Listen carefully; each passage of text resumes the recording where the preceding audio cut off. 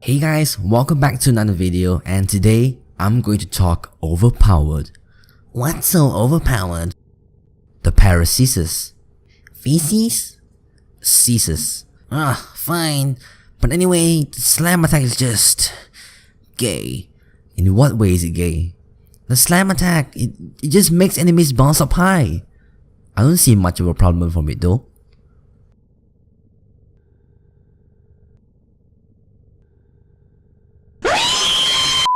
Just joking, alright? The Paracesis isn't that overpowered.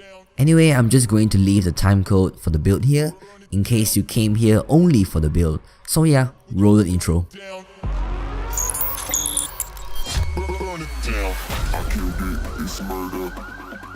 Alrighty, hope you guys like the intro though. Took me quite some time to experiment with new effects and stuff. So anyway, let's get to know about the Paracesis. What's so good about it? Well, it's really one of the best weapons there is in Warframe, and I think it's going to play a very crucial part in the actual quest as well. So you guys better invest your time, forma and credits on this further here. So where do you obtain the Paracesis? You will get the blueprint for this weapon upon the completion of the Chimera Prologue. It costs 1000 ducats, 15 Orcan cells, 1 Galatine and 5 Eidolon shards. Pretty expensive if you ask me. Let's get to the most interesting part of this weapon. This is the first weapon in Warframe that can be leveled up beyond level 30. But for that to happen, you need to forma the weapon. Each forma put onto the weapon will increase its max level by 2. So if you have 2 formas on this weapon, the max level will be 34, 3 formas will make 36 max levels, and so on. This will cap at 40 levels, which also means 5 forma. The more forma you put on this weapon, its effectiveness against sentients increases. It would grant you 60% damage increase against them, and removes their damage resistances. You can also say it debuffs sentients. One thing that is super obvious on almost every Paracesis build in YouTube, including mine, is that they are all overformat. This weapon needs 5 forma to have maximum effectiveness against sentients, but it also means you're giving it too many formas and therefore easily leaving you with tons of unallocated mod capacity. About its slam attack? Well, we'll discuss about that after I show the builds. So here you go, here are the builds. Very nice names indeed, and honestly speaking, there are very little variations between these 3 builds, so keep note of that.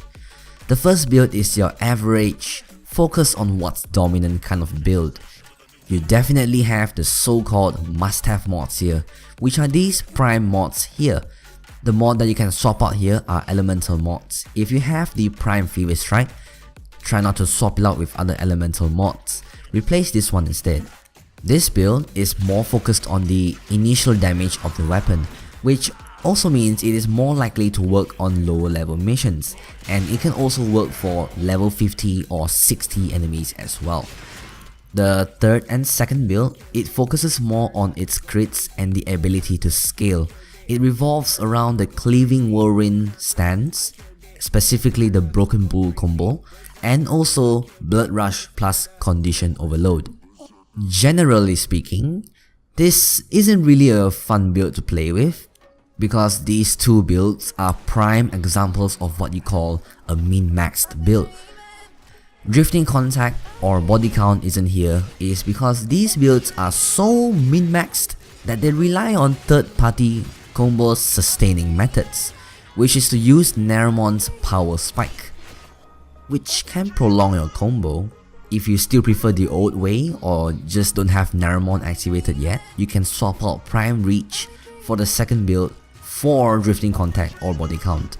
Just a quick summary, the first build can be used for level 50 or 60 enemies, and you don't have to run Naramon for this since the starting damage is already high, but it cannot scale well. The 2 other builds however can scale really well. The only thing is that these 2 builds rely heavily on Naramon's Power Spike, as mentioned before. The difference between these 2 builds are just the range, initial damage and status chance, so it works the same but with different results. Oh yes, the slam attack of this weapon. I had to create a separate category in my script for this one, because I really need to highlight this part of this weapon. It's both annoying and a great feature at the same time. I see quite a number of people complaining about this slam attack of this weapon, and I want to address this issue here in this video. Basically, the knockback on the slam attack of this weapon is so high that it knocks enemies high up into the air, and it really disrupts the gameplay and the flow of it. I gotta say, I agree with that, because priority enemies like Eximuses, Ancients, which gets killed before it bounces most of the time, Noxus and more, they tend to get bounced up so high, but their presence and HP bar is still there, still not dead. But like what I've mentioned in my previous video, we have to appreciate what the weapon itself has to offer and how can we improve it. Well, there's nothing we can do about this unless DE nerfs or buffs this weapon. I guess what we can do now is just to adapt to this weapon.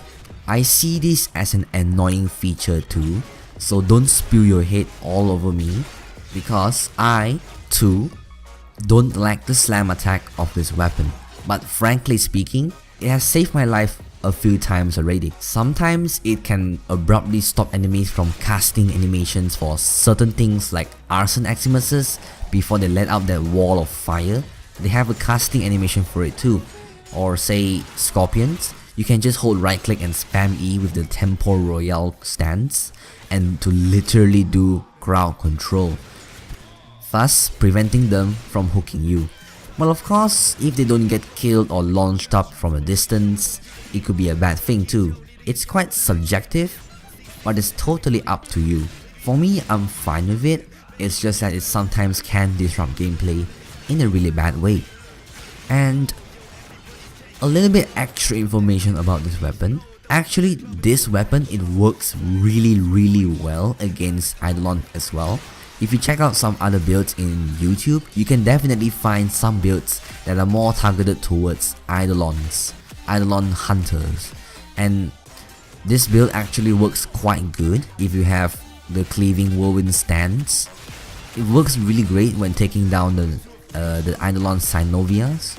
So you should take a look and you should try those builds out at least. So yeah, it might be a lengthy video, but if you reach to this point, thanks for staying with me. And also, thanks for watching this video guys. If you liked it, be sure to leave a like, comment something nice, and please consider subscribing. And I'll catch you guys in the next video. Stay tuned and goodbye.